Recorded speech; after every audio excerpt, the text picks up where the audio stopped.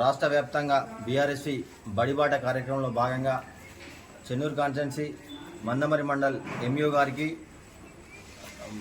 School start అయినాయి కాబట్టి మౌలిక సదుపాయాలు అన్నీ ఏర్పాటు చేయాలని చెప్పి బీఆర్ఎస్వై సోషల్ మీడియా అందరం కలిసి ఇవాళ ఎంఈఓ గారికి రిప్రజెంటేషన్ ఇవ్వడం జరిగింది.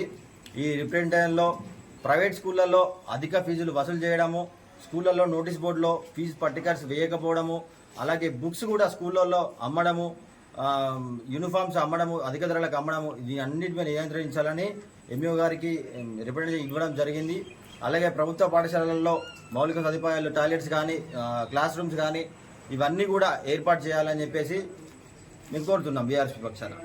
తెలంగాణ రాష్ట్ర సమితి విద్యార్థి విభాగం ఆధ్వర్యంలో బడిబాట కార్యక్రమంలో భాగంగా బీఆర్ఎస్ యువజన విభాగం తరఫున, బీఆర్ఎస్ సోషల్ మీడియా తరఫున ఇవాళ ఎంఈఓ గారికి రిప్రజెంటేషన్ ఇవ్వడం జరిగింది.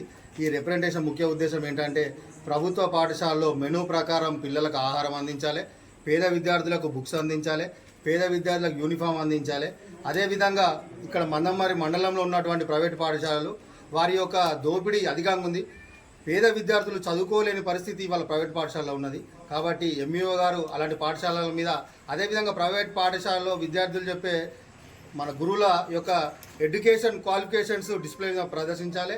అదేవిధంగా ఫీజు స్ట్రక్చర్ అనేది ఇవాళ కంపల్సరీ ఇవాళ నోటీస్ బోర్డులో అతికించాలని చెప్పి ఇవాళ మేము కోరడం జరిగింది. దానికి అనుగుణంగా ఎంఈఓ గారు మాకు హామీ ఇవ్వడం జరిగింది. వాళ్ళ యొక్క మేము ఏదైతే డిమాండ్లు పెట్టామో ఈ డిమాండ్లు నెరవేర్చకపోతే రానున్న రోజులలో మా యొక్క ఆందోళన ఉధృతం చేస్తామని చెప్పి సందర్భంగా